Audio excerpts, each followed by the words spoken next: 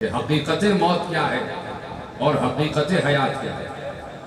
ہم تو آج تک یہی سمجھتے رہے کہ حیات پہلے ہے اور موت بعد میں۔ یہ ہے انسان کی عقل کہ جہاں انسان یہ سمجھ رہا ہے کہ زندگی پہلے ہے اور موت بعد میں ہے، یہ انسان حقیقت موت و حیات تک اب تک یہیں تک پہنچا ہے کہ وہ کہتا ہے کہ پہلے زندہ ہوتا ہے اور پھر مرتا ہے، پہلے حیات ہے پھر موت ہے، پہلے زندگی ہے اور پھر موت ہے۔ یہ انسان کی فکر ہے کہ انسان موت و حیات کو اتنا ہی سمجھا ہے کہ اول وہ حیات کو رکھتا ہے اور آخر وہ موت کو رکھتا ہے۔ لیکن جب قدرت سے آپ دریافت کریں تو قدرت یہی کہتی ہوئی نظر آتی ہے کہ تبارک الذی بیدہ الملک وہو علی کل شیء قدیر الذی خلق الموت والحیات۔ بہت مشہور آیت میں نے آپ کے حوالے کی کہ اللہ کہہ رہا ہے کہ ہم نے پہلے موت کو خلق کیا اور اس کے بعد ہم نے حیات کو خلق کیا، یعنی پہلے موت ہے اور پھر حیات ہے۔ جملہ دے دوں، یعنی اللہ کہتا ہے کہ اگر جینا چاہتے ہو تو پہلے مرو،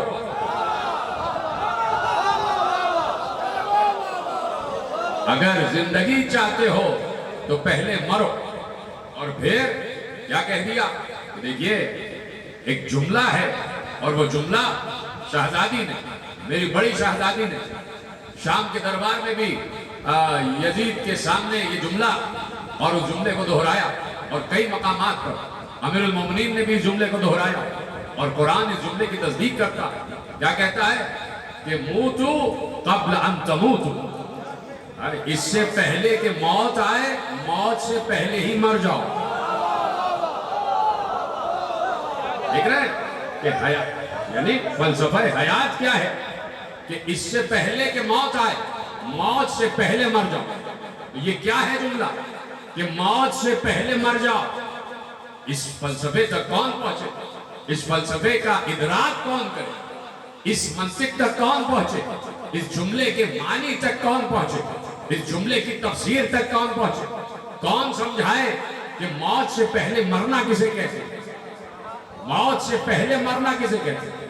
بھائی مرنا تو مرنا ہی ہے، چاہے موت سے پہلے مرے وہ بھی موت ہے، اور موت کے وقت مرے وہ بھی موت ہے۔ تو کیا کہا معصوم بندوں نے، کیا کہا معصوم کلام نے کہ موتو قبل ان تموتو، اس سے پہلے کہ موت آئے مر جاؤ۔ تو یہ جملہ سمجھنے کے لیے پہلے موت کو سمجھنے کی ضرورت ہے کہ جب موت آ جاتی ہے تو ہوتا کیا ہے، جب موت آ جاتی ہے تو کیا فرما کیا ہوتا ہے، جب موت آ جاتی ہے تو منظر کیا ہوتا ہے، جب موت آ جاتی ہے تو پھر گوشے کیا ہوتے ہیں، پھر جب موت آ جاتی ہے تو زاویے کیا ہوتے ہیں، جب موت آ جاتی ہے تو افکار کیا ہوتے ہیں، جب موت آ جاتی ہے تو فلسفہ کیا ہوتا ہے، جب موت آ جاتی ہے تو دنیا کے تمام معاملات کیا ہوتے ہیں۔ تو جب موت آتی ہے اور جب انسان مر جاتا ہے تو ہوتا یہی ہے، نہ اسے لباس کی حاجت رہتی ہے، نہ اسے کھانے کی حاجت رہتی ہے، نہ اسے پینے کی حاجت رہتی ہے، نہ اسے دنیا کی کوئی دولت کی حاجت رہتی ہے، نہ وہ زمین کی حاجت رکھتا ہے، نہ وہ جائیداد کی حاجت رکھتا ہے، نہ اسے اولاد کی محبت کام آتی ہے، نہ اسے ماں باپ کی محبت کسی طریقے سے اکساتی ہے، نہ اسے دوستوں کی یاد آتی ہے، نہ اسے بچوں کی یاد آتی ہے، نہ اسے اپنے گھر کی یاد آتی ہے، نہ اسے اپنے ساز و سامان کی یاد آتی ہے، نہ اسے صوفے کی یاد آتی ہے، نہ اسے ڈائننگ ٹیبل کی یاد آتی ہے۔ صرف دو لباس میں وہ قبر میں پڑا ہوتا ہے، اور یہی معصوم نے کہا کہ اس سے پہلے کہ موت آئے مر جاؤ۔ یعنی مرنے کا مطلب یہ ہے، مرنے کا مطلب یہ ہے کہ نہ زمین کی محبت رہے، نہ دولت کی محبت رہے، نہ اولاد کی محبت رہے۔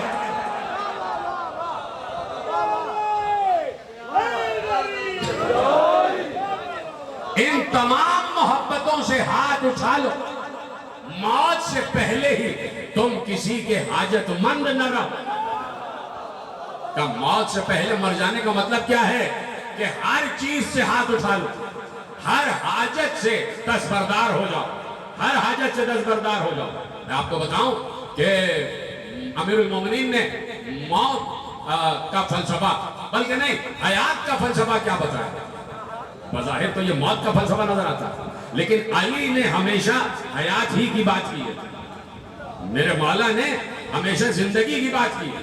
تو اگر یہ سمجھ رہے ہو کہ حیات کیا ہے، موت کیا ہے، ایک چہلوں کی مجلس ہے تو اس لیے میں نے یہ جملہ آپ کے حوالے کرنے کا تہیہ کیا کہ یہ جملے آپ تک پہنچ جائے اور یہ موضوع آپ تک منتقل ہو جائے، آپ کے ذہنوں تک منتقل ہو جائے کہ بھائی کیا کہا۔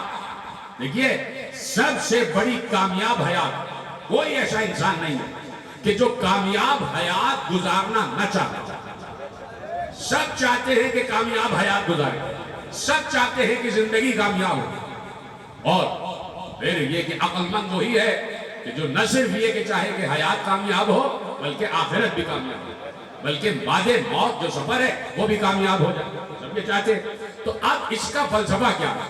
اور ایک سادہ سا فارمولا جو بظاہر سادہ سا نظر آتا ہے لیکن اس میں پیچھے فلسفہ چھپا ہوا ہے۔ امیر المومنین نے کہا کہ جتنی چیزیں تم سے متعلق ہیں، کامیاب حیات کا طریقہ یہ ہے، کامیاب حیات و موت کا راز یہ ہے کہ جتنی چیزیں، جتنی اشیاء تم سے متعلق ہیں، تمہارا گھر، تمہاری سواری، تمہارا ذریعہ معاش، تمہارے درہم و دینار، تمہاری پسنداز کی ہوئی دولت، یہاں تک کہ تمہاری اولاد، یہاں تک کہ تمہاری ازواج، یہاں تک کہ تم سے متعلق تمام چیزیں، کہا جس چیز پر بھی نظر پڑے دل میں اس بات کا عہد کرو اور اس بات پر یقین رکھو کہ تمہاری دسترس میں اور تمہارے دائرہ کار میں جتنی چیزیں بھی ہیں، جیسے ہی ہر چیز پر نظر پڑے جو میں نے فہرست آپ کے حوالے کر دی، تو ہر چیز پر نظر پڑتے ہی کہو کہ یہ میری تو نہیں ہے۔ اتنی مشکل بات میں نے نہیں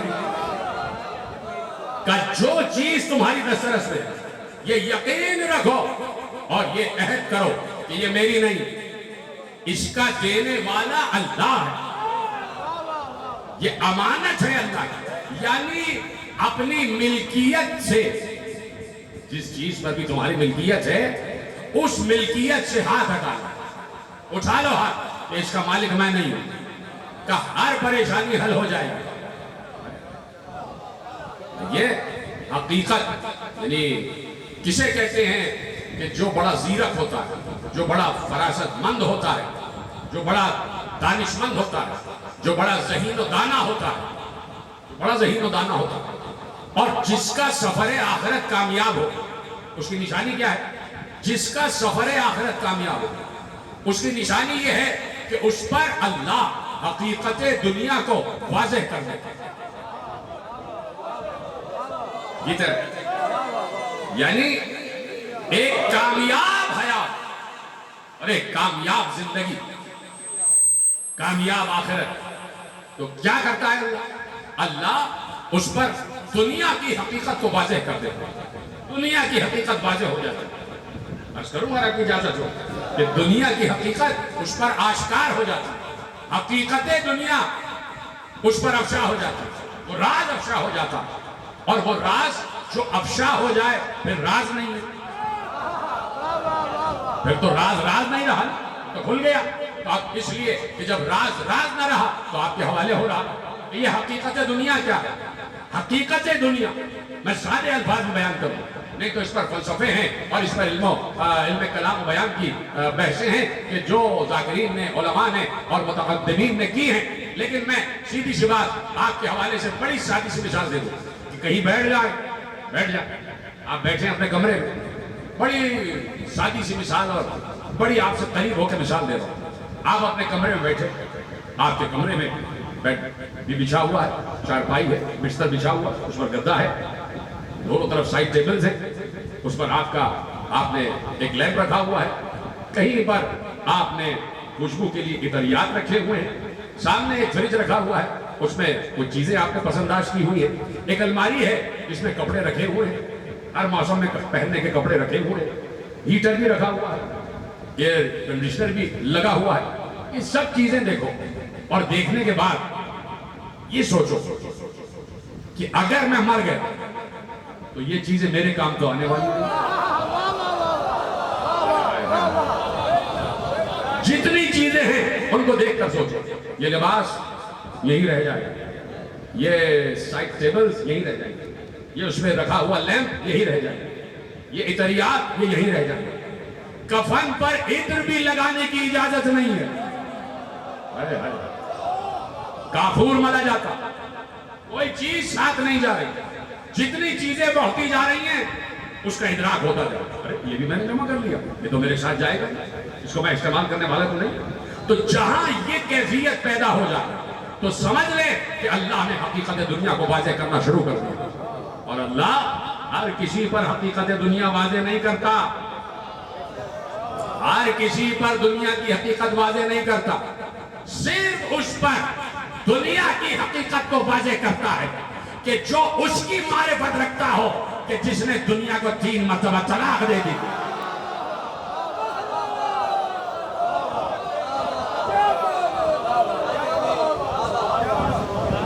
جو معرفت رکھے اس کی کہ جس نے اپنی حیات میں 3 مرتبہ دنیا کو طلاق دے دی. اور طلاق بھی طلاق بائن،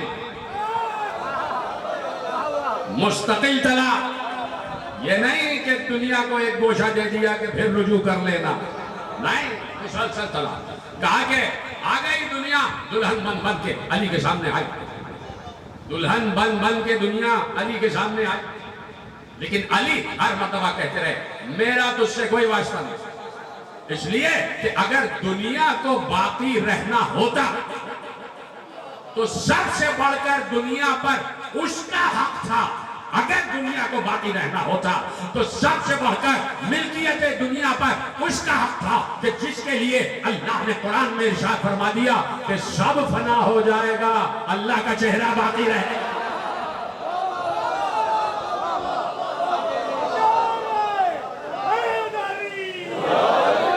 اگر دنیا کو باقی رہنا ہوتا تو سب سے بڑا حق دنیا پر علی کا تھا، سب سے بڑا حق دنیا پر وجہ اللہ کا تھا. علی کو معلوم ہے یہ دنیا باقی تو رہنی ہے ہی، تو پھر اس پر کیسی دسترس، پھر اس کی کیا طلب. کتنی مرتبہ طلاق دی علی نے؟ دوبارہ پوچھو کتنی مرتبہ طلاق دی علی نے؟ اور علی کس نمبر پہ ہے؟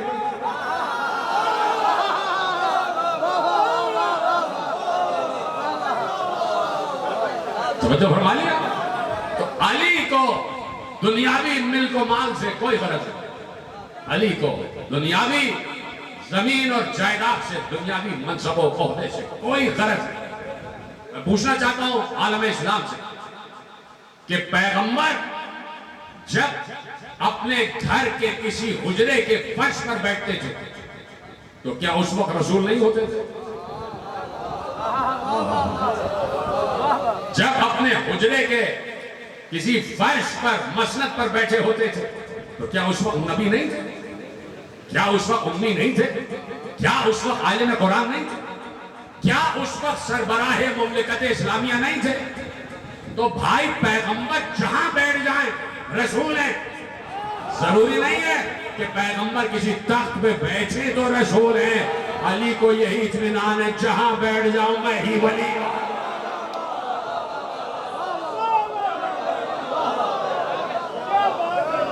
جہاں بیٹھ جاؤں امام میں ہوں، جہاں بیٹھ جاؤں ولی میں ہوں، جہاں بیٹھ جاؤں وسیع میں ہوں، جہاں بیٹھ جاؤں وارث علم قرآن میں ہوں. تو اب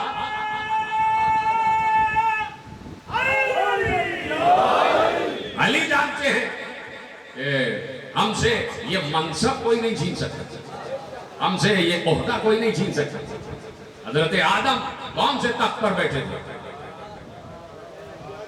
حضرت نوح کون سے تخت پر بیٹھے تھے؟ نوح کی امت نے تو نوح کو دیوانہ قرار دے دیا، تخت پر بیٹھنا تو بہت دور کی بات ہے. حضرت ابراہیم کون سے تخت پر بیٹھے تھے؟ تخت پر نہیں تھے لیکن پھر بھی خلیل تھے، پھر بھی خلیل تھے، پھر بھی دوست تھے، پھر بھی امام تھے، پھر بھی رسول تھے، پھر بھی نبی تھے. سارے عہدے جناب ابراہیم کے پاس. تو عہدہ الہیہ کو کسی تخت و تاج کی ضرورت نہیں رہتی، کسی تخت و تاج کی ضرورت نہیں رہتی. تو اس لیے کہ علی کی نگاہ میں دنیا کی حقیقت واضح ہے، اس لیے کہ جس نے دنیا کو، جملہ میں اپنا نہیں کہہ رہا، اور یہ جملہ آپ کا شناسہ جملہ ہے، بڑا واضح جملہ ہے، بڑا مشہور جملہ، آپ اس جملے سے شناسہ ہیں. اور وہ جملہ ابن ابی الحدید معتزلی کا ہے. اس نے جب علی کا وہ خطبہ نہج البلاغہ میں پڑھا کہ جس میں میرے مولا نے خلقت زمین و آسمان پر بات کی ہے، وہ کیا کہا معتزلی نے؟ کہا یہ خطبہ وہی دے سکتا ہے کہ یا تو جس نے یہ سب بنایا ہو یا بنتے ہوئے دیکھا. یہ کرے سلامت رہے. بڑا مشہور جملہ ہے، بچپن سے آپ سنیں. تو علی اس لیے حقیقت دنیا سے شناسہ ہے، علی پر اس لیے حقیقت دنیا واضح ہے، روشن ہے، کھلی ہوئی ہے کہ علی نے اگر کوئی تسلیم نہ کرے کہ بنائی ہے تو بنتے ہوئے دیکھی تو ہے. شاہد تو ہے نا علی، شاہد تو ہے، گواہ تو ہے، گواہ تو ہے. تو اس لیے ضروری ہے کہ اس کی نگاہوں میں حقیقت دنیا واضح ہو جائے. تو علی نے 3 مرتبہ طلب کہا کہ یہ دنیا بار بار میرے قریب آتی ہے، جسے ٹھہرنا ہی نہیں ہے اس سے دل کیا لگانا کہ جس کے قدم میں ثبات نہ ہو. ہائے ہائے ہائے ہائے، میں جملہ کہہ گیا جو سمجھ گئے ان کو میرا سلام ہے. جس کے قدم میں ثبات نہ ہو اس سے کیا محبت کرنا. جس کے قدم میں ثبات نہ ہو اس سے کیا محبت کرنا. جو بار بار تشریف لے جاتے رہے ہوں، بھائی دنیا سے کیا محبت کرنا. دنیا ثبات قدم نہیں رکھتی، دنیا اپنی جگہ پہ موجود نہیں رہے گی. یہ نہیں تھی ہو گئی، یہ نہیں تھی ہو گئی اور پھر نہیں ہوگی. پہاڑ دھنکی ہوئی روئی کی طرح اڑتے ہوئے نظر آئیں گے. یہ غور فرمایا اس پہ لوگوں نے، یہ پہاڑ دھنکی ہوئی روئی کی طرح اڑتے ہوئے دکھائی دیں گے. کوئی دھماکہ تھوڑی ہونا ہے، کوئی دھماکہ تھوڑی ہونا ہے کہ آسمان سے کوئی دوسرا سیارہ آ کے ٹکرا جائے گا. نہیں، اللہ اس کی کشش ثقل کو سلب کر لے گا. اتنی مشکل بات نہیں ہے. اللہ اس زمین سے فورس اور گریوٹی کو اٹھا لے گا. اس زمین کی گریویٹیشنل فورس ختم ہو جائے گی. تو جب گریوٹی ختم ہو جائے گی تو چیزیں اڑنا شروع ہو جائیں گی، چیزیں اڑنا شروع ہو جائیں گی. میں نے کوئی نئی بات نہیں کی، جو سامنے کی بات ہے. تو آپ کی سائنس کہہ رہی ہے اس وقت اگر ہم زمین پر جمے بیٹھے تو اس میں ایک کشش اپنے اندر کھینچے ہوئے اور ہمیں اپنے سے جوڑے ہوئے. نہیں بتا کہ آسمانوں پہ آپ اڑتے ہوئے چلے جائیں اور دنیا کو دیکھیں اور ہمیں اس وقت دیکھے کوئی تو ہمارا سر نیچے ہوگا اور پاؤں زمین پہ ٹکے ہوئے ہوں گے. ہو سکتا ہے کہ دنیا ہمیں کوئی اوپر سے دیکھے تو ہم الٹے چل رہے ہیں، ایک قدم اوپر ہے پاؤں نیچے. اگر آپ اسپیس سے دیکھیں، اگر آپ خلا سے دیکھیں گے تو ہم الٹے لٹکے ہوئے. تو کس چیز نے ہمیں روکا ہوا؟ گریوٹی نے، کشش ثقل نے.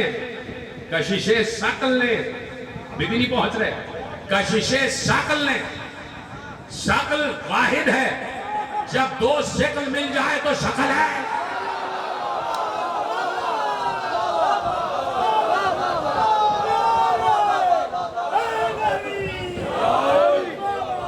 اس لیے جا کے پڑھیے، ہمارے علماء نے لکھ دیا. آقا محمد ابن یعقوب کلینی علیہ الرحمہ نے لکھا اور معصوم کی حدیث لکھی. روایت کرتے ہیں کلینی حدیث کی، راوی حدیث ہے اور ثقہ ہے، اس لیے ان کو کوٹ کر رہے ہیں کہ انہوں نے لکھ دیا. اصول کافی میں لکھا، اصول کافی میں کیا لکھا؟ دیکھیے، کسی بھی چیز کو جمانے کے لیے، اب یہاں چھت تو ہے نہیں، یہ برابر میں چھت ہے، تو چھت کو روکنے کے لیے ستون پلر. اسی پلر کو آپ اردو میں یا عربی میں قطب کہتے ہیں. قطب، یہ قطب جو ہے اس میں جوڑا ہوا ہے زمین سے چھت کو. یہ قطب ہٹا چھت زمین پر. ٹھیک ہے، یہ تو میں نے مثالاً کہا، لیکن یہ زمین کی کشش ثقل ہے. کس وجہ سے؟ کس کی وجہ سے ہے؟ تو خود معصوم نے ارشاد فرمایا کہ ہر دور کا امام قطب ارض ہے.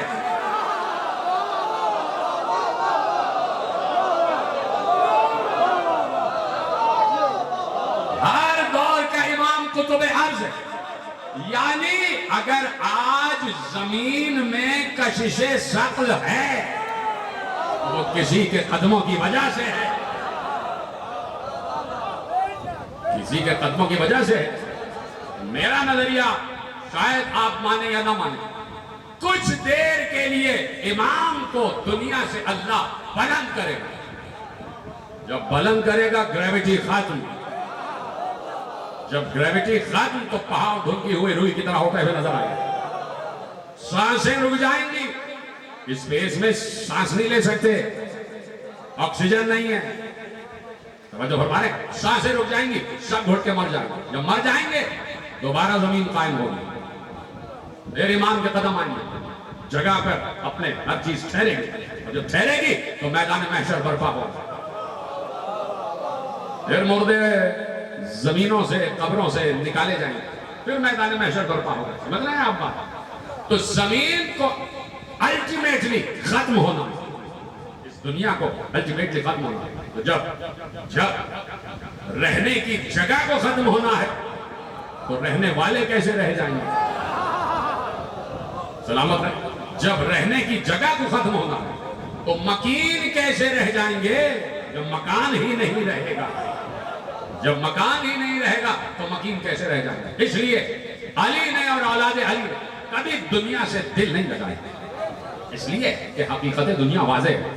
चाहते हैं, यहां से बात का आगाज हो रहा, लेकिन चाहते ये हैं कि इंसान पर न सिर्फ ये कि हकीकत दुनिया वाज़े हो, बल्कि हकीकत हयात और मौत भी वाज़े हो। इसलिए मैंने बात का आगाज वहां से किया कि अल्लाह के यहाँ तरतीब अलग है, हमारे यहाँ तरतीब अलग, अल्लाह के अलग।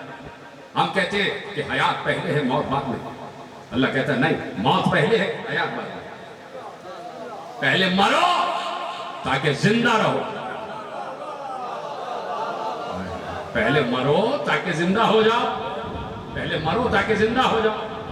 इस वक्त हम जो यहां बैठे हैं, हम कहीं से मर के यहां आए हैं। मालूम नहीं किसी तक ये जुमला पहुंचाएगा? कहीं हमारी मौत वाक़ई हुई तो हम यहां जिंदा हुए। हम पाए बपे मुख्तलिफ दुनियाओं से होते हुए यहां आए, मुख्तलिफ दुनियाओं में हमारी मौत वाक़ई होती रही। मौत सिर्फ ये नहीं कि फना हो जाना, मौत का मतलब क्या है? मुंतकिल होना। किसी को आप कहते इंतकाल हो गया, कि फला साहब का इंतकाल हो गया। इंतकाल का मतलब क्या? मुंतकिल हो गए। कहां मुंतकिल हुए? एक आलम से दूसरे आलम में, एक दुनिया से दूसरी दुनिया में। पहले हम सुल्ब आदम में थे,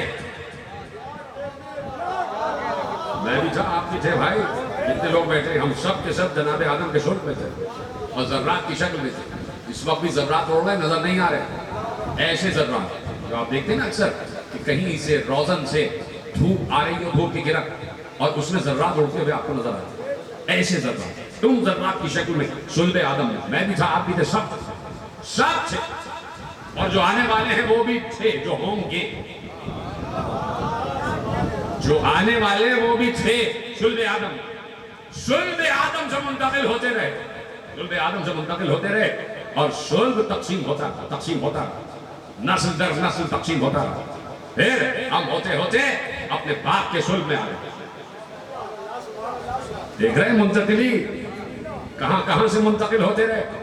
अगर इस वक्त आपके जद से, जहां से आपका सिलसिला चल रहा, 40 नस्लों का या पुश्तों का वास्ता है, तो आप 40 मरतबा मरे।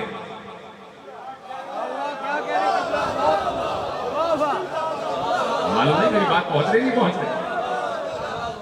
अगर आपके जद से लेके यहां तक 40 वास्तों से आपका शजरा मिलता तो 40 मरतबा मर चुके।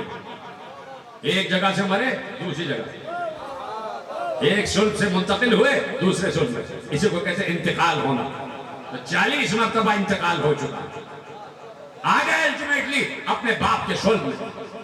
बाप के सुल्ब से फिर एक मरतबा मुंतकिल हुए। कहां मुंतकिल हुए? नुत्फे में। एक और दुनिया में आ गए जिसे नुत्फा कहते हैं। जाकर पढ़ लीजिएगा कि नुत्फे का क्या मतलब है। जिसे नुत्फा कहते हैं, वही नुत्फा तो जो एक ड्रॉप की शक्ल में उस नुत्फे में आता है और उसमें एक जरसूमे की शक्ल ऐसा कि खुली आंखों से दिखाई भी ना दे, खुली आंखों से दिखाई भी ना दे। वही तुम्हारा अरसे हयात है, वो एक ड्रॉप तुम्हारी दुनिया थी, उसी दुनिया में तुम रह रहे थे और खुश थे जिस शक्ल में भी थे, सब उस ड्रॉप में, उस दुनिया में खुश, उस दुनिया में खुश। और एक मर्तबा उस दुनिया से मुंतकिल हुए तो एक और दुनिया में आ गए, उसी दुनिया में आ गए। उस दुनिया में 9 महीने रहे। मालूम नहीं मेरी बात समझी जा रही है, नहीं समझी? एक और दुनिया में मुंतकिल हो गए। ये मेरे जुमले नहीं है, मैं मासूम का खुतबा आपके हवाले कर रहा हूं। मेरे मौला इमाम हसन मुस्तफा अलैहिस्सलाम और इमाम जाफर सादिक अलैहिस्सलाम, मेरे आइम्मा ने ये पूरा सफर जो मैं बड़े आसान अल्फाज में आपके हवाले कर रहा हूं, वहां से मुंतकिल हुए दूसरी दुनिया। उस दुनिया में तुम रहे जिसे रहमे मादर कहते, जिसे रहमे मादर कहते। माँ की आगोश में तो वहां भी थे, तो जमीन को भी तो माँ कहा जाता है, मादर वतन कहते कि नहीं कहते? तो 9 महीने उस दुनिया में रहे, बड़े खुश थे। न कुछ काम करना पड़ रहा है, न कुछ हरकत करनी पड़ रही है, खाना भी मिल रहा है, पानी भी मिल रहा है, बड़े ऐसे रह रहे थे, बड़े मुतमईन थे 9 महीने। एक बार पैगाम लेके फरिश्ता आ गया, जाना है दूसरी दुनिया में, मौत बातें होगी यहां से ताकि दूसरी दुनिया में आ जाओ। मरे वहां तो यहां जिंदा हुए, वहां मरे तो यहां जिंदा हुए, आ गए इस दुनिया में। लेकिन उस दुनिया से मोहब्बत थी तो उसके फिराक में रो रहे थे।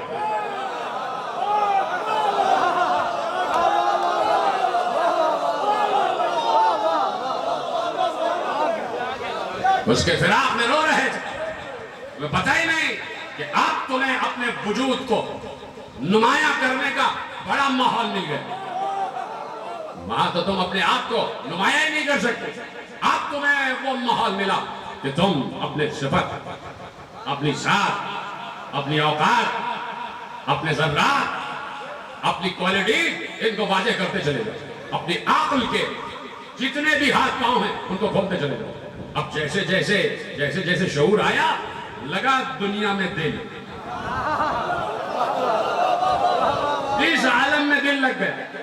अब खा भी रहे हैं, कमा भी रहे हैं, दौलतमंद बन रहे हैं, ऐशो इशरत की अशिया इकट्ठा कर रहे हैं, आगे का सामान इकट्ठा कर रहे हैं, खा रहे हैं, पी रहे हैं, ऐश में आ गए, ऐशो इशरत में आ गए। लग गया दुनिया में दिल, हो गए 80 बरस के, आ गया फरिश्ता, चलो दूसरी दुनिया में, चलो दूसरी दुनिया, दूसरे आलम में मुंतकिल हो जाओ, दूसरे आलम में मुंतकिल हो जाओ। इसको कहते हैं मौत बातें हो जाना। अब समझ में आया कि मौत है पहले, हयात बाद में। मौत पहले, जिंदगी बाद। पहले मरे हैं तो जिंदा हुए हैं, कहीं मरे हैं तो यहां जिंदा हुए, यहां से मरेंगे कहीं जिंदा हो जाएंगे, कहीं जिंदा हो जाएंगे। फिर वो आलम होगा कि जहां आप समझेंगे कि ये दुनिया तो कुछ भी नहीं थी, कहां दिल लगाया हुआ था, क्या बेवकूफ था मैं। वहां जाके अंदाजा होगा कि क्या बेअक्ली की थी हमने कि हमने दुनिया में दिल लगा लिया। एक छोटी सी दुनिया, इतनी सी दुनिया, कुल 60, 70, 80 बरस, बस 60 या 80 बरस, इतनी सी हयात, और उसके लिए हमने इतना सामान जमा किया। असल हयात तो वहां है, अब टटोलोगे, जेबों में क्या है, जेब होगी नहीं। देखो कि आ गए यहां, माल खर्च करना है, जिंदगी गुजारना है, कहां है पैसा, कैसे जिंदगी गुजारे, जेब ही नहीं। जब जेब नहीं तो माल नहीं, तो फिर वहां कैसे हयात गुजारोगे। कहा इसलिए दुनिया में भेजा کہ یہاں وہ مال تیار کرو جو وہاں کام آ جائے.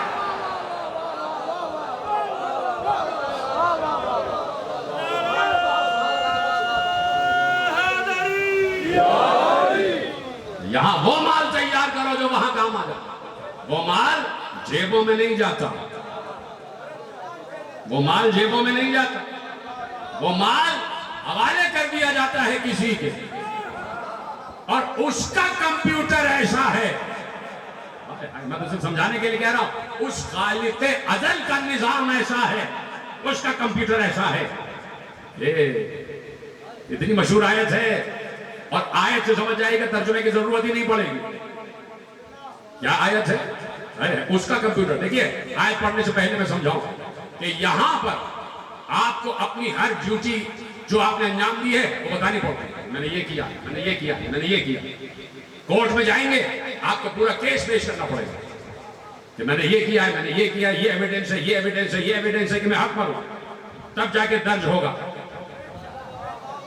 آپ آفس میں ہیں تو آپ کو مینیجر کو بتانا پڑے گا, آپ کو لگانا پڑے گا اپنا کارڈ کہ اس وقت پر میں آیا ہوں, اور جاتے وقت پھر کارڈ ڈالنا پڑے گا کہ 5 بجے جا رہا ہوں, تب جا کے انٹری ہوگی, تب جا کے انٹری ہوگی. لیکن اس کا نظام عادل, اس کا نظام عادل کیا ہے؟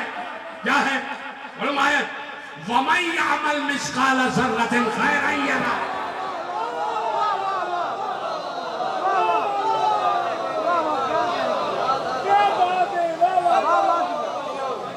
کچھ بھی کر لیا ہے تم نے خیر کا کام, ہمیں بتانے کی ضرورت نہیں ہے, ہم انٹر کر لیتے ہیں, ہم لکھ لیتے ہیں. اور بہت سے کام تو ایسے ہیں کہ تمہیں یاد ہی نہیں کہ تم نے کوئی اچھائی کا کام کیا تھا, لیکن ہم نے لکھ لیا ہے. اس لیے کہ ہم کسی کے اجر کو ضائع نہیں کرتے, ہم کسی کی محنت کو ضائع نہیں کرتے.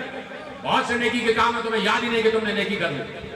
ایسا تھوڑی ہے کہ تمہیں یاد نہیں تو اللہ بھی بھول جائے. وہ اتنا عادل ہے کہ تمہارے ہر کام کو لکھوا دیتا. اس لیے 2 یہاں بٹھا دیے ہیں, 2 کرامن کاتبین یہاں بٹھا دیے ہیں. یہ ہے کاتب. ان کاتبوں کے ہوتے ہوئے مجھے کسی اور کاتب کی کیا ضرورت ہے؟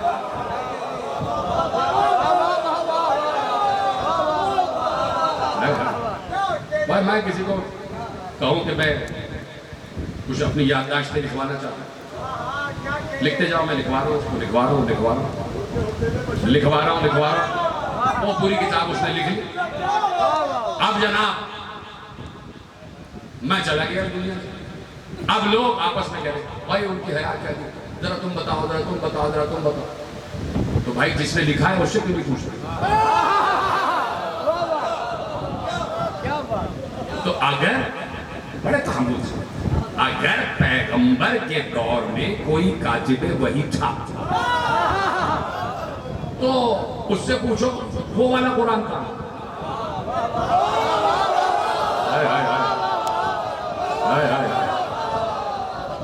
تو پھر یہ جمع کیوں ہوا قرآن؟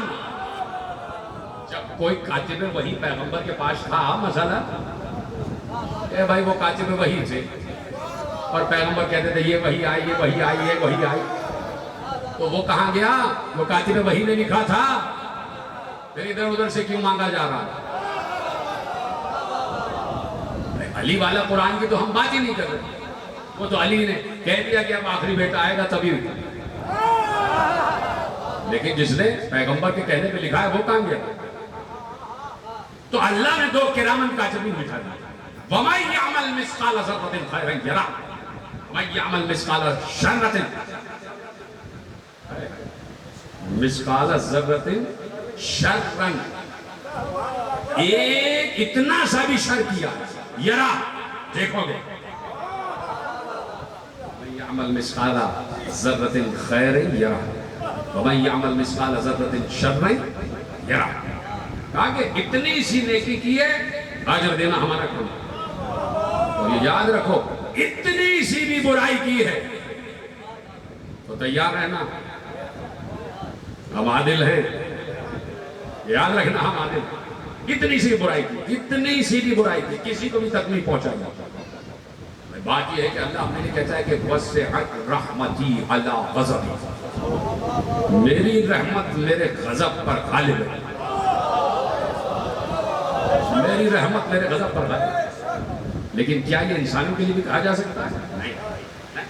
اللہ خالق ازل ہے، ستار العیوب ہے، غفار الذنوب ہے، وہ رحمان ہے، وہ رحیم ہے۔ اپنی جو میں اس لیے نہیں کہہ رہا کہ کوئی اب گناہ ہی شروع کر دے، لیکن جو اللہ سے مربوط معاملات ہیں اللہ چاہے تو معاف کرتا، لیکن بندوں کے حقوق وہ کبھی معاف نہیں کرتا، بندوں کے حقوق معاف نہیں کرتا جب تک وہ بندہ خود نہ معاف کرتا، جب تک بندہ خود نہ معاف کرتا۔ اس لیے کہا وَمَن يَعْمَلْ مِثْقَالَ ذَرَّةٍ شَرًّا يَرَهُ، ذرا سے بھی شر کیا ہے بھگتو گے، ذرا سے بھی خیر کیا ہے شراب میں۔ اور ہماری رحمت تو یہ ہے، اب اس کی رحمت تک کون پہنچا کہ ہمارا عادل یہ ہے کہ خیر کیا ہے ثواب ملے گا، شر کیا ہے عذاب ملے گا، لیکن ہماری رحمت یہ ہے، ہماری رحمت یہ ہے کہ گناہ ایک کرو گے تو عذاب بھی ایک دوں گا، اور رحمت یہ ہے کہ ثواب ایک کرو گے جزا 10 دیتا چلا جاؤں گا۔ ایک ثواب، ایک اچھا عمل، اس کا 10 گنا میں ثواب دوں گا۔ یہ ہے میری رحمت، یہ ہے میری رحمت۔ تو اس لیے ختم ہو گئی بات، آپ نے یقیناً بڑی توجہ سے سنا، اور وہیں پر بات ختم ہو رہی ہے جہاں سے شروع ہوئی۔ اس لیے کہا کہ پہلے موت ہے پھر حیات۔ تو فلسفہ موت و حیات یہ ہے کہ جب تک موت کے دروازے پہ دستک نہیں دو گے اس وقت تک حیات نہیں ملے گی، اس وقت تک حیات نہیں ملے گی۔ اب دیکھنا یہ ہے کہ منتقل تو ہو رہے ہو نا، موت کے دروازے پہ دستک دی، دروازہ کھلا، دوسرے عالم میں منتقل ہو گئے۔ اب دیکھنا یہ ہے کہ موت کے دروازے پہ دستک دی تو دروازہ کھلے تو سامنے شہر حیات کھلے یا شہر موت؟ یہاں سے مرے تو کیا وہاں پہ بھی مرنا ہے یا وہاں زندہ رہنا ہے؟ تو اب طے اس دنیا میں کرنا کہ مرنے کے بعد مر جانا ہے یا زندہ رہنا ہے۔ طے یہاں کرنا۔ جو چلے گئے تنویر اورنگزیب چلے گئے، وہ اپنے اعمال لے کے اس دنیا سے رخصت ہو گئے۔ اب جو بیٹھے ہیں ان کو یہ طے کرنا کہ حیات کیسے گزارنا۔ یہ ایصال ثواب کی مجلس اسی لیے تاکہ اب جو بچ گئے ہیں وہ طے کریں کہ حیات کیسے گزارنا، زندگی کیسے گزارنا، کسی کو تکلیف دے کے گزارنا ہے یا تکلیف سہ کے گزارنا ہے۔ تو اب دیکھنا یہ ہے کہ دروازہ موت پہ دستک دی تو دروازہ شہر حیات میں کھلے یا شہر موت میں۔ اس کا طریقہ بتا دیا پیغمبر کہ اگر مرنے کے بعد بھی مرنا نہیں چاہتے، اگر مرنے کے بعد بھی زندہ رہنا چاہتے ہو تو لو ہم فارمولہ بتا رہے ہیں، من مات علی حب آل محمد مات شہید۔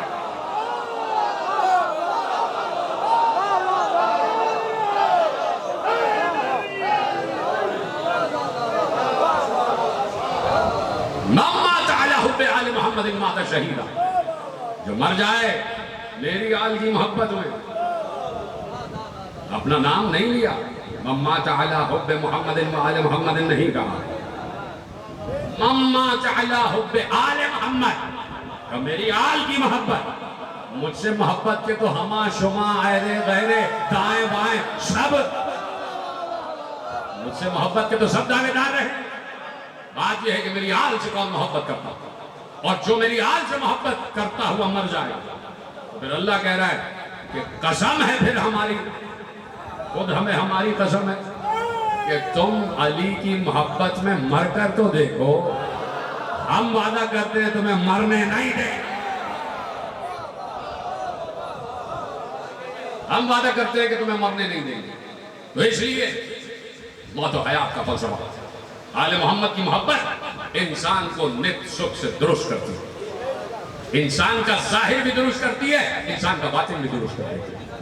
آل محمد کی محبت سکھاتی ہے کہ ایک صاف ستھرا معاشرہ، ایک صاف ستھرا وجود، ایک خوشبوؤں میں بسا ہوا وجود، چہرے پہ شائستگی، لباس میں نفاست، چال میں درستگی، سیرت بہترین، اخلاق عظیم، موعظ حسنہ، گفتگو لطیف، جھک کے چلو، صاف ستھرا لباس پہنو۔ ضروری نہیں ہے کہ اگر پھٹا ہوا لباس ہے، ریبن لگے ہوئے ہیں، تو وہ لباس بھی صاف ستھرا رہ سکتا ہے۔ کہا کہ غریب ہو تو اس کا یہ مطلب نہیں ہے کہ گندے بھی رہو، فقیر ہو تو اس کا یہ مطلب نہیں ہے کہ میلے کچیلے بھی رہو۔ تو انسان کو ایک صاف ستھرا معاشرہ آل محمد نے فراہم کیا کہ تمہارا باطن بھی اور تمہارا ظاہر بھی صاف ستھرا۔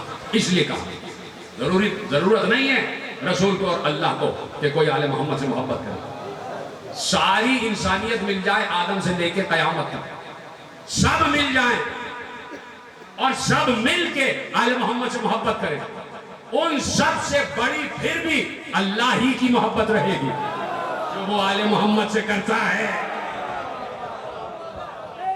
آل محمد سے اللہ محبت کرتا، کیا اس سے بڑی کسی کی محبت ہو سکتی ہے؟ کسی کی ضرورت نہیں آل محمد۔ پھر کیوں کہا کہ آل محمد سے محبت کرو؟ صرف اس لیے تاکہ تمہاری حیات درست ہو جائے، نیک سیرت ہو جاؤ، نیک کردار ہو جاؤ، فراڈ نہ کرو، دھوکہ دہی نہ کرو، چغل خوری نہ کرو، غیبت نہ کرو، شکایتیں نہ کرو، سازشیں نہ کرو، جھوٹ نہ بولو، قتل و غارت گری نہ کرو۔ یہ ہے آل محمد سے محبت۔ اس کو کہتے ہیں قرب، اس لیے چاہتے ہیں کہ قرب حاصل ہو جائے، اور جہاں جہاں آل محمد کی محبت قائم ہو جائے وہاں وہاں آئیڈیل معاشرہ قائم ہو جائے، آئیڈیل معاشرہ قائم ہو جائے۔ کسی کی جانبداری میں نہیں کہہ رہا، یہ بھی نہیں کہ میں اس مسئلہ سے تعلق رکھتا ہوں۔ آپ دیکھے جائیں گے ایک ملک ہے اسی روئے عرض جہاں آل محمد سے محبت کی جا رہی ہے، پوری دنیا کی پابندیاں ہیں، پوری دنیا کی پابندیاں، لیکن اس کے باوجود ایک نظام ہے جو جاری اور ساری ہے، نظام عادل بھی، نظام انتظامیہ بھی، ہر نظام وہاں پر جاری اور ساری۔ کیوں؟ اس لیے کہ آل محمد سے محبت۔ تو ایسا ہی آئیڈیل معاشرہ، اس لیے کہہ دیا من ماتا علی حب آل محمد ماتا شہید، من ماتا علی حب آل محمد ماتا مغفورا، من ماتا علی حب آل محمد ماتا مستکمل الایمان، من ماتا علی حب آل محمد فتح له فی قبرہ بابان الی الجنہ۔ اللہ اکبر۔ من مات علی حب آل محمد جعل اللہ قبرہ مزار ملائکۃ الرحمہ۔ پڑھ چکا عشرے میں ساری چیزیں پڑھ چکا اور آپ کو سب ہویا۔ کہا کہ اگر مستقبل الایمان مرنا چاہتے تو آل محمد کی محبت۔ کیسے محبت میں اضافہ ہو، کیسے معلوم ہو کہ محبت ہے؟ ایسے معلوم ہو کہ جب وہاں خوشی ہو تو خوش ہو جاؤ، اور جب وہاں غم ہو تو ان کے غم میں غمگین ہو جاؤ۔ ایسی کو مودت کہا جاتا ہے کہ جہاں بھی کسی اجڑے ہوئے قافلے کا تذکرہ آ جائے تو فوراً تمہاری نگاہ کربلا کی طرف ہو جائے۔ جہاں پر بھی کسی مظلوم کا تذکرہ آ جائے تو تمہاری نگاہ فوراً حسین ابن علی کی طرف منتقل ہو جائے۔ جہاں تم دیکھو کہ کوئی مصیبت آئی فوراً آئے حسین کہو، آئے کہہ دیجئے، اس میں کوئی شرمانے کی بات نہیں۔ جانا سب کو ہے، کوئی یہاں نہیں رہے گا، کوئی یہاں نہیں رہے گا، مجھ سے لے کے آپ تک جہاں تک باتیں پہنچ رہی ہیں سب کو جانا، تو لہذا شرمانا نہیں، شرمانا نہیں۔ جیسے نماز میں اٹھتے بیٹھتے ہوئے کوئی کہہ دے کہ بھئی یہ اٹھ رہے ہیں، رکوع میں جا رہے ہیں، سجدے میں جا رہے ہیں، یہ کیا اٹھک بیٹھک لگائی گی؟ تو آپ شرماتے نہیں ہیں نا؟ نہیں شرماتے۔ اسی طرح ہائے حسین کہنے میں شرمایا نہ کرو۔ بس میں نے کہہ دیا حسین، آپ کہیں ہائے حسین، ہائے حسین۔ اس لیے کربلا کا تذکرہ ہے تاکہ انسان کی آنکھیں بتائیں کہ کتنی محبت ہے حسین سے، انسان کے سینے بتائیں کہ کتنی محبت ہے علی اکبر سے، انسان کی پشت بتائے کہ کتنی محبت ہے سید سجاد سے۔ انسان کے رخسار بتائیں کہ کتنی محبت ہے حسین کی بیٹی سکینہ سے. توجہ ہے آپ میرے عزیزوں. ایک باپ چلا گیا, اس جانے والے کا بیٹا یہاں موجود ہے, پس پردہ ان کے گھر والے بھی موجود ہیں. میں صرف یہی کہنا چاہتا ہوں, یہ پہلی مرتبہ کسی کا باپ نہیں گیا ہے. اگر کوئی صبر حاصل کرنا چاہتا ہے تو دیکھے ایک باپ ہے کہ جو گھوڑے پر سوار ہے. اللہ اجرکم علی اللہ. صرف ایک منظر دکھانا چاہتا ہوں. ایک باپ ہے جو گھوڑے پر سوار ہے اور اس عالم میں سوار ہے کہ اس کے پورے لباس پر خون لگا ہوا ہے. اجرکم علی اللہ. اور لباس پر جو خون ہے وہ اس کا اپنا نہیں ہے. کچھ خون کے دھبے اس کے بیٹے علی اکبر کے ہیں. کچھ لہو کے نشانات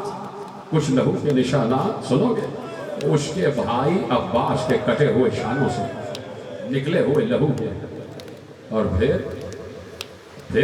سن لو گے جملہ, سینے سے لے کے دامن تک ایک باریک سی لہو کی دھار ہے. جو پہنچ گئے ان کو میرا سلام. اور چہرے پر بھی خون لگا ہوا ہے. تو پوچھو اسی غریب مسافر سے یہ چہرے پر خون کس کا ہے, تو وہ رو کر کہے گا میرے بیٹے علی اصغر کا لہو ہے, کہ جس لہو کو نہ زمین نے قبول کیا نہ آسمان نے, تو میں نے اپنے چہرے پر مل لیا. پورا لباس حسین لہو سے سرخ ہو رہا ہے. اور آخری رخصت بیویوں کو سلام کر کے حسین در خیمہ پر آ گئے. آنے کے بعد گھوڑے پر سوار ہوئے. ہائے کہہ رہے, مجھے آوازیں آ رہی ہیں خدا سلامت رکھے ہائے کہنے والوں. تو اے ہائے کر کے رونے والوں, ایک جملہ اور سن لینا. میں نے کہہ دیا, تم نے سن لیا کہ حسین گھوڑے پر سوار ہو گئے, لیکن یہ حسین ہی سے پوچھنا کہ حسین عباس تو نہیں تھے, علی اکبر تو نہیں تھے, اور محمد و قاسم تو نہیں تھے, آپ کو گھوڑے پہ سوار کس نے کرایا؟ تو حسین چیخ مار کر کہیں گے کہ ارے عباس نہیں, عباس کی بہن زینب آئی. حسین کو گھوڑے پر سوار کرایا, لجام فرش کو تھام لیا زینب, رکاب کو تھام لیا, بھائی سوار ہو گیا اور جا رہا ہے. حسین جا رہے ہیں, آخری سلام کر لیا اور حسین کی سواری در خیمہ پر ہے. اور بس اب گھوڑے کو ہیڑ لگائی, بیویوں سے کہہ دیا بس در خیمہ تک رہنا, میں جا رہا ہوں. اب قیامت میں ملاقات ہوگی. گھوڑے کو ہیڑ لگائی, گھوڑا آگے نہیں بڑھتا, ذوالجناح آگے نہیں بڑھتا, بار بار آگے بڑھاتے ہیں. ذوالجناح کے قدم جمے ہوئے تھے. حسین کریم حسین ہے نا, دیکھ رہا ہوں میرے بزرگوں کی آنکھوں میں آنسو دیکھ رہا ہوں, نوجوان بھی رو رہے ہیں, آنسوں سے لبریز ہیں آنکھیں. حسین بار بار گھوڑے کو ہیڑ لگا رہے ہیں, گھوڑا آگے نہیں بڑھتا. کریم حسین ایک بار گھوڑے کی گردن میں ہاتھ ڈال دیا. گھوڑے کی گردن سہلا کر کہتے ذوالجناح مجھے معلوم ہے تو تھک چکا ہے, میرے ساتھ تو نے بھی 72 لاشیں اٹھائے ہیں. ذوالجناح آخری زحمت ہے, مجھے لے چل میرے قتل گاہ کی طرف جہاں میری ماں میرا انتظار کر رہی ہے. ارے ذوالجناح سے برداشت نہ ہوا, پچھلے قدموں کی طرف اشارہ کیا. اب جو حسین نے دیکھا 4 برس کی سکینہ ذوالجناح کے قدموں سے لپٹی ہوئی آواز دے رہی ہے, ارے ذوالجناح میرے بابا کو نہ لے جا. اترکو ملل, بڑا گریہ کیا, ایسے گریہ کا حق ہے میرے عزیزوں. تو یتیم ہوتے ہیں نا جب, تو صرف ایک منظر, ایک روایت تسلی دیتی تھی, اور وہ روایت یہ ہے کہ باپ ہے حسین جیسا, بیٹی ہے سکینہ جیسا, اور وہ باپ جا رہا ہے. یہ حسین کی سواری نہیں جا رہی, سنو گے جملہ, یہ حسین کی سواری نہیں جا رہی, یہ حسین کا جنازہ جا رہا ہے, یہ حسین کی میت جا رہی ہے, اور حسین اپنی میت خود اٹھائے ہوئے. اس سے بڑا جملہ میں نہیں کہہ سکتا تھا. حسین اپنا جنازہ خود لے کے جا رہے ہیں مقتل کی طرف، لیکن کیا کریں، بچی لپٹ گئی۔ کون بچی؟ کون بچی؟ کوئی معمولی بچی ہے یہ؟ کسی کنیز کی بیٹی ہے؟ نہیں، سیدوں کی بیٹی ہے، جوانان جنت کا سردار ہے اس کا باپ، تو خود کتنی بڑی سید ہے، سکینہ کتنی بڑی سیدانی ہے، یہ اشارہ کر دے، یہ سکینہ اشارہ کر دے تو کائنات درہم برہم ہو جائے۔ اتنی بڑی سیدانی، اتنی بڑی سیدانی، سنو گے، اور ذوالجناح کے سموں سے لپٹی، ذوالجناح کے قدموں سے لپٹی، بابا کو نہ لے جا، اے ذوالجناح میرے بابا کو نہ لے جا۔ حسین سے برداشت نہ ہوا، باپ ہے نا حسین، حسین سے برداشت نہ ہوا، بے اختیار گھوڑے سے زمین پر آ، تیزی سے آگے بڑھے، سکینہ کو فوراً اپنے سینے سے لپٹا لیا اور ننھے ننھے ہاتھ چومنے لگے، سکینہ کے رخسار چومنے لگے۔ میں نے جملہ پڑھ دیا، آپ نے سن لیا، میں نے کہا نا کہ کم از کم آئے تو کہہ دو میرے عزیزوں، جیسے آپ کی آوازیں آ رہی ہیں اس سے بھی بلند ہو جائیں، آئے کہنے میں کوئی حرج نہیں ہے۔ ننھے ننھے رخسار پر حسین نے بوسے دی۔ پھر پڑھوں کیا جملہ، اب تک پہنچے نہیں آپ، اب پہنچے آپ۔ ننھے ننھے رخساروں پر حسین نے بوسے دیے، تو میں اولاد والوں سے پوچھنا چاہتا ہوں، ارے حسین نے جب سکینہ کے رخسار چومے تو حسین کی نگاہ میں منظر آیا ہوگا، ارے یہی رخسار ہوں گے شمر کے تماچے۔ حسین رو رہے تھے، بچی کو سینے سے لپٹا لیا، سکینہ بیٹا جانے دو، بابا کو رخصت کرو، جانے بابا الوداع۔ بابا میں کیسے آپ کو جانے دوں، مجھ سے وعدہ کر کے جائیں کہ واپس آئیں گے، مجھ سے وعدہ کر کے جائیں۔ کہ بیٹی تمہارے لیے پانی لینے جا رہا ہوں، تمہارے لیے پانی لینے جا رہا ہوں۔ بچی ایک بات دیکھیے، منظر ذہن میں لائیے گا اور ہائے ضرور کہہ دینا۔ بچی نے ایک بار فوراً اپنا رخسار بابا کے سینے پر جکڑ کے رکھا اور اپنے ہاتھ بابا کی پشت پر ہمائے کر۔ ابھی تک آپ کے ذہن میں نہیں آیا؟ چھوٹے بچے تمہارے گھروں میں ہیں نا، کہ جب بچے باپ سے لپٹ جاتے ہیں، جکڑ لیتے، سکینہ نے بابا کو جکڑ لیا اور جکڑ کر صرف ایک جملہ کہا، بابا چچا عباس بھی یہی کہہ کر گئے تھے، بابا چچا عباس بھی یہی کہہ کر گئے تھے، بابا اب سکینہ کو پیاس نہیں، بابا اب سکینہ کو پیاس نہیں، بابا وعدہ کر کے جاؤ واپس آؤ۔ کہ سکینہ شاید آج واپس نہ آ سکے، شاید آج واپس نہ آ سکے، سکینہ آج رات اپنی ماں کے سینے پر سر رکھ کے سو جائے۔ سکینہ نے رو کر ایک جملہ کہا، بابا حسین کی ریش مبارک سہلا رہی ہے بچی، میرا دل کہتا ہے کہ بچی کے ننھے ننھے ہاتھوں میں حسین کی ریش پر لگا ہوا لہو بھی لگ رہا ہو۔ حسین کے چہرے پر علی اصغر کا لہو تھا نا، حسین نے اسی لہو سے اپنی داڑھی کو خطاب کیا ہوا تھا۔ بچی اسی ریش مبارک کو سہلا سہلا کر کہہ رہی تھی، بابا آپ کو پتا ہے نا، مجھے اماں کے سینے پہ نیند نہیں آتی، مجھے اماں کے سینے پر نیند نہیں آتی، بابا آخری بار، جاتے جاتے آخری بار ایک بار سینے پہ سلا دو بابا۔ روایت میں مقتل نگار نے لکھا، ہائے ضرور کہتے نا تمہیں چادر زہرا کا واسطہ ہے، حسین کھڑے ہوئے تھے نا، کھڑے ہو کے سکینہ کو گود میں لیا ہوا تھا، چونکہ بچی نے کہا تھا، 4 برس کی بچی نے کہا تھا، جسے نماز شب نے مانگا تھا، یہ کیسے ہو سکتا ہے کہ بچی فرمائش کرے اور باپ قبول نہ کرے۔ ایک بار حسین زمین پر لیٹ گئے، سکینہ کو سینے پر سلایا، چیخ مار کے روئے، حسین کے رخسار آنسوؤں سے تر۔ اجرکم اللہ، اجرکم اللہ۔ بس آخری منظر پیش کرنا، اس کے بعد آپ کے لیے دعا، جو آپ نے حق گریہ ادا کرنا تھا کر لیا۔ اتنا گریہ کیا کہ حسین بے ہوش ہو گئے، حسین کو تھوڑی دیر کے بعد غش افاقہ ہوا، بچی بابا کے سینے پر سر رکھ کر رو رہی تھی، سسک کر رو رہی تھی۔ حسین اٹھنے کے بعد سکینہ کو گود سے جدا کیا اور زینب کے حوالے ایک جملہ کر کے زینب کے حوالے کہا کہ زینب یہ سکینہ نہیں ہے، یہ تمہاری طرف میری امانت ہے، بہن اس امانت کا خیال رکھنا، میری سکینہ کا خیال رکھنا۔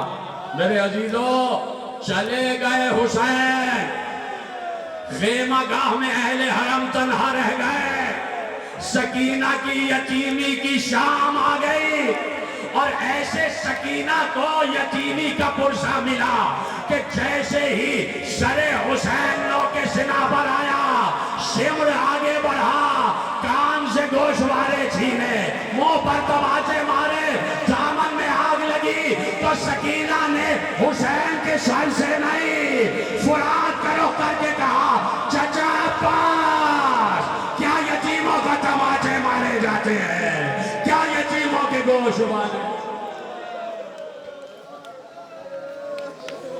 اللہ القوم الظالمین وسيعلم الذين ظلموا أي منقلب ينقلبون۔ بار الہا ہماری اس عظیم عبادت کو شرف قبولیت کے اعلیٰ درجوں میں جگہ عطا فرما۔